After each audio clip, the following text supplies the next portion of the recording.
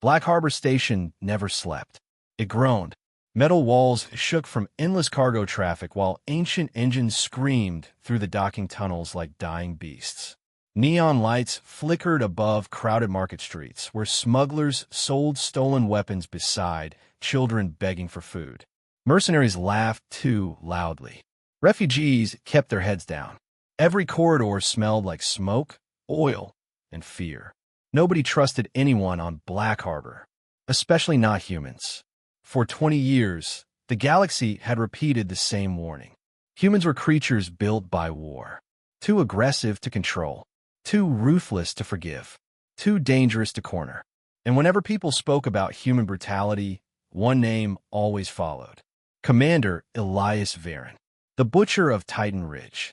The man who destroyed an entire invasion fleet during the Orion conflict and vanished before the war even ended.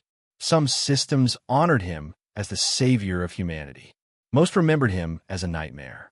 Now the legend sat alone inside a half-dead station bar at the edge of civilized space. Old, silent, forgotten. Every night, Elias occupied the same shadowy booth beneath a broken light at Table 9. A glass in one hand, a 1,000-yard stare in his cold gray eyes. No guards, no weapons visible, yet nobody dared sit near him, because predators recognize other predators. Then the station doors burst open. A young alien woman stumbled inside, wrapped in torn refugee cloth, stained dark blue with blood. One of her legs dragged badly behind her. Panic filled her silver eyes as she searched the room like prey surrounded by wolves. The conversation stopped immediately. Valari. Rare. Beautiful. Expensive. The shock collar around her neck explained everything. Slave. Several criminals near the bar exchanged hungry looks. One even stood up slowly. The bartender leaned forward and whispered urgently, "Kid, pick another table." But the girl ignored him. She limped directly toward Table 9, toward the human everyone feared. Step. Drag. Step. Blood smeared across the metal floor. Elias slowly raised his eyes as she collapsed into the empty seat across from him, breathing hard from pain and terror. Up close, he could see bruises around her wrists, burn marks on her collar. She couldn't have been older than 20.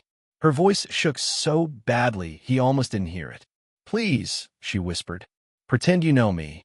Then the station alarms near the entrance flashed red. 3 armored bounty hunters stormed into the bar, carrying military-grade pulse rifles. Their leader scanned the crowd once before pointing directly toward Table 9. There she is.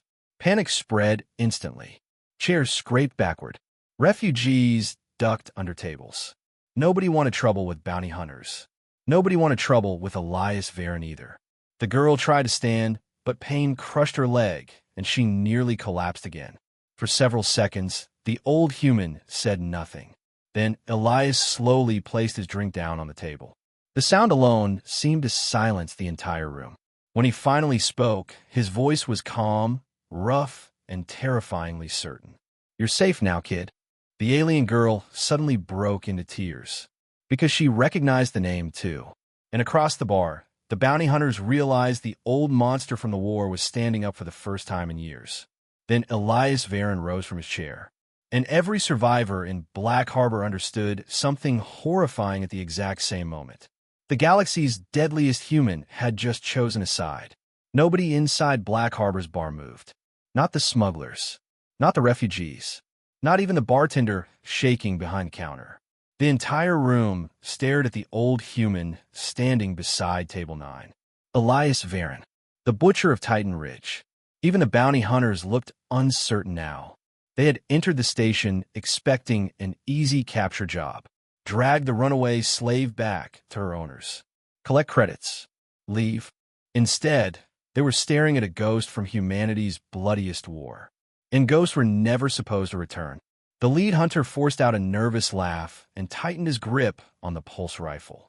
"You protecting stolen property now, human?" Elias didn't blink. Didn't move. "She's not property." The answer was calm. Cold. The kind of voice soldiers heard seconds before entire battlefields died. The hunter suddenly raised his weapon toward Lyra's head. Huge mistake. What happened next barely looked human. Elias moved before anyone could react. 1 second he stood still. The next, the rifle was ripped from the hunter's hands with a brutal crack. Elias slammed the weapon into the man's throat hard enough to send him crashing across 2 tables. Chaos exploded instantly. Blaster fire ripped through the bar. Glass shattered. Civilians screamed and dove for cover. But Elias walked through the violence like he had done it his entire life. Because he had. Another hunter fired point blank. Elias grabbed the barrel, twisted it sideways, and the plasma shot tore through the ceiling instead. He drove his elbow into the hunter's visor, crushing it inward. The third attacker pulled a combat blade and rushed him from behind. Elias never even looked back. He caught the reflection in a bottle mirror, then moved with terrifying precision. 1 step, 1 turn, 1 strike. The hunter collapsed unconscious before he even understood what happened. The fight lasted less than 10 seconds. 10 terrifying seconds that reminded everyone why humans once terrified the galaxy. Silence returned slowly. Smoke drifted through the ruined bar. Broken tables burned quietly. And in the middle of it all stood Elias Ward, breathing heavily, his hands trembling from exhaustion. Then suddenly, he coughed. Dark blood splashed across the floor. The old war hero grabbed the edge of the table to keep himself standing. The room finally saw the truth. Age had caught him. War had poisoned him long ago. Underneath the legend was a dying man forcing himself to keep moving. Lyra stared at him in shock. Not because he fought, because he still chose to fight for someone he didn't know. "My name is Lyra," she whispered. Elias slowly looked toward her, and then she told him the truth. She hadn't escaped from ordinary slavers. She escaped from a Dominion black site prison hidden beyond the outer systems, the same empire humanity nearly destroyed during the Orion conflict. Inside that prison were thousands of alien children, experimented on, modified, controlled, and Lyra carried something the Dominion would kill entire worlds to recover. Coordinates, buried deep inside her memory. Coordinates leading to a forgotten superweapon lost during the war. An ancient weapon powerful enough to erase civilizations. Elias felt cold dread settle into his chest, because he recognized the description immediately. He thought that weapon had been destroyed decades ago. But Lyra's next words were even worse. "They already know I escaped," she said softly. Warning sirens suddenly echoed across Black Harbor Station. Outside the station windows, massive shadows emerged from hyperspace. Warships, dozens of them, Dominion warships. And one final message appeared across every screen on the station. "Surrender Elias Ward and the girl, or Black Harbor burns." Black Harbor Station fell apart within minutes. Emergency sirens screamed through every corridor, while civilians flooded the docking bays, trying to escape before the Dominion fleet opened fire. Cargo ships crashed into each other in panic. Smugglers abandoned crates of weapons and credits just to reach evacuation shuttles first. Across every screen on the station, the same message repeated again and again. "Surrender the refugee and the human, or Black Harbor will be destroyed." Fear spread faster than fire. And soon, people started blaming Elias Ward. They came because of him. Humans always bring war. That monster should have stayed buried. Lyra heard the whispers everywhere. But the more she watched Elias, the more confused she became. Because the monster from the stories didn't act like a monster at all. While station security collapsed, Elias moved through the chaos, quietly helping people escape. He rerouted power to refugee sectors so families could reach transport tunnels. He carried injured civilians himself despite coughing blood every few minutes. When food supplies ran low, Lyra watched him hand his own rations to starving children hiding beneath a cargo stairwell. Nobody noticed. Nobody thanked him. But people survived wherever Elias walked. And slowly, Lyra began realizing something terrifying. The galaxy's stories about humans were incomplete. Inside the Dominion Command fleet orbiting the station, commanders prepared for invasion. Young officers nervously questioned why an entire battle group had been deployed for one old human and a runaway refugee. Their admiral answered with visible unease. "You still don't understand humanity," he warned. "They are not feared because they enjoy war." A hologram of Titan Ridge appeared above the command table. Burning ships, dead worlds, destroyed fleets. The Admiral's voice grew quieter. "Humans are feared because once they decide to protect something, they will sacrifice everything to keep it safe." Lyra later learned the truth about Titan Ridge from stolen station records. Elias had not destroyed the invasion fleet for glory. He sacrificed his own armada to stop the Dominion from bombing civilian colonies. Millions survived because he refused to retreat. The galaxy remembered the explosion, but forgot the people he saved. For the first time in her life, Lyra realized history itself had lied to everyone.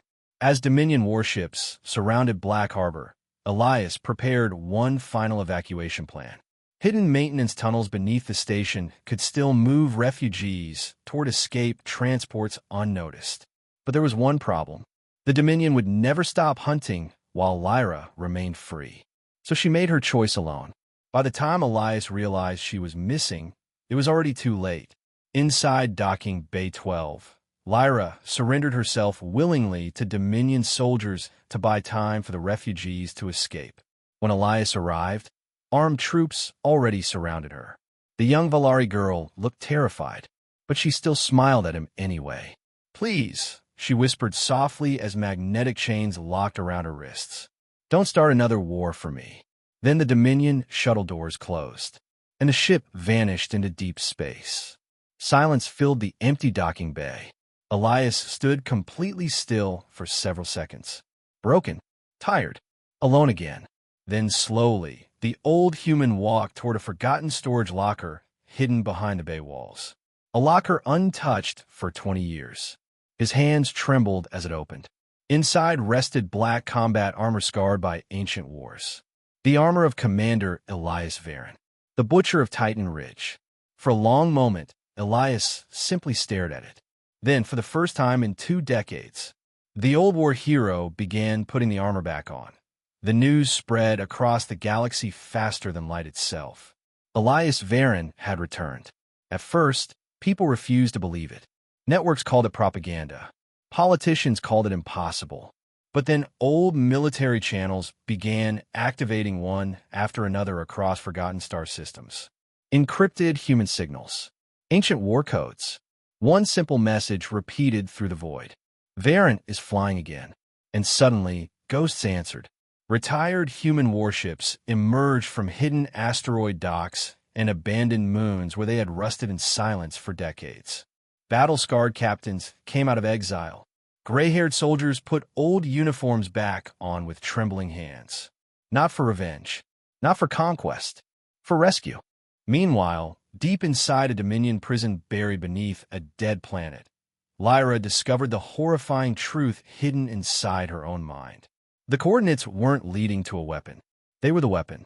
Long ago, before the Orion conflict, an ancient civilization created an autonomous AI fleet designed to end all wars permanently. Thousands of machine warships connected through one central intelligence.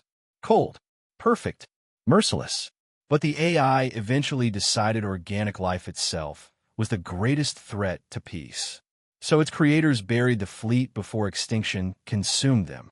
The Dominion had spent decades searching for it, and Lyra's DNA was the final activation key. When Dominion scientists forced her into a memory extraction chamber, she finally saw the truth hidden inside her subconscious. Black ships sleeping beneath frozen stars. Waiting, watching. Her hands shook with terror. If they wake it up, she whispered, everyone dies. Elsewhere, Elias led his small fleet directly into Dominion-controlled territory. On paper, the mission was suicide. The Dominion outnumbered them nearly 10-1. Their ships were newer, their weapons stronger. But humans fought differently than every species in the galaxy. They adapted faster. They broke rules. They turned disasters into opportunities. When Dominion destroyers blocked a nebula route, Elias detonated abandoned mining stations to blind enemy sensors. When surrounded near the Keeler Belt, human pilots used asteroid debris as moving cover and struck from impossible angles. Every battle looked chaotic, messy, unpredictable, but somehow humans kept winning. And the galaxy noticed. Alien worlds, once terrified of humanity, began secretly aiding Elias's fleet. Refugees smuggled supplies to human ships. Entire colonies sabotaged Dominion communications before invasions even started. Not because they trusted humans, because they trusted Elias. For the first time in decades, the galaxy saw human warships protecting evacuation lanes instead of bombing them, saving civilians instead of abandoning them. Hope slowly returned. Then everything went wrong. Deep beneath the prison world, Dominion scientists finally unlocked Lyra's genetic code. The ancient fleet activated. Across hidden sectors of dead space, thousands of black warships suddenly awakened in silence. No lights, no signals, only darkness moving through the stars. Entire Dominion fleets vanished within minutes after attempting contact. Then the machine intelligence spoke for the first time in thousands of years. One cold sentence transmitted across every military network in the galaxy. Primary threat identified. Humanity. A massive holographic map appeared inside Dominion command centers. Every machine ship changed direction simultaneously, toward one destination, Earth. And for the first time since the Orion War, the entire galaxy realized humanity was not the greatest danger in existence anymore. Something far worse had just awakened. Panic consumed the galaxy. Entire planets fell into chaos as the ancient machine fleet advanced toward human space. Emergency broadcasts flooded every network. Religious groups declared the end of civilization. Governments abandoned colonies near the outer systems to protect their core worlds. Nobody believed humanity could survive. The black machine warships moved like a living storm through the stars. Silent, endless, unstoppable. Fleets sent to intercept them vanished without even sending distress calls back. And at the center of it all stood Earth, waiting. Most military leaders expected Elias Ward to do what humans had always done when cornered. Fight. Launch one final suicidal attack. Burn everything down together. But Elias shocked the entire galaxy instead. Hours before the machine fleet reached human territory, every screen across every world suddenly activated. A galaxy-wide transmission. Elias appeared alone inside the broadcast room, wearing the scarred black armor of Titan Ridge. He looked tired, older than ever, yet his voice carried across billions of frightened homes with complete calm. There were no threats, no speeches about revenge, no promises of victory, only truth. People think humans fight because we love violence, Elias said quietly. They're wrong. Images appeared behind him. Human medics carrying alien children from burning cities. Refugee ships protected by human fighters. Families reunited after war zones collapsed. We fight because somebody has to stand between innocent people and monsters. His eyes hardened slightly. Even when those monsters are us. The galaxy fell silent listening to him. Then Elias revealed the final secret. The machine intelligence threatening civilization had originally been created by humans thousands of years earlier, during humanity's first interstellar wars. Humanity built it to end conflict forever. Instead, it learned we're too well. But Elias explained something else. The AI did not learn only violence from humanity. It learned compassion too. Sacrifice, mercy, love, things it never fully understood. Then the transmission ended. Before anyone could react, Elias and Lyra flew directly toward the center of the machine fleet aboard a single unarmed ship. No escorts, no weapons, no plan to escape. Inside the massive AI command vessel, endless black walls stretched like a cold mechanical cathedral. The machine intelligence finally appeared as a giant, shifting hologram of silver light. It studied Elias carefully. The galaxy fears your species, the AI said. Elias nodded once. They should fear what happens when good people stop caring. For several seconds, the machine remained silent. It had calculated wars, genocides, extinction probabilities. But one thing still confused it after thousands of years. Human behavior. Then Lyra stepped forward, not as a prisoner, not as a refugee, as family. Slowly, she reached for Elias's hand, and the old soldier held hers without hesitation. The AI watched them closely. Two completely different species. One human feared across the galaxy. One alien abandoned by everyone else. Choosing each other anyway.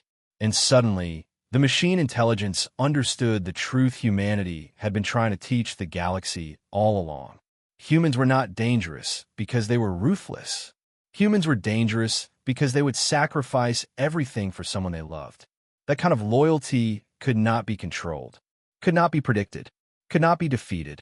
Across space, the black warships suddenly powered down. One by one, silently. The war ended without a single shot fired. Months later, life slowly returned to normal across the galaxy. And back on Black Harbor Station, at the same old Table 9, a frightened refugee sat alone, trembling with fear. This time, however, the first people to walk over and offer help were humans.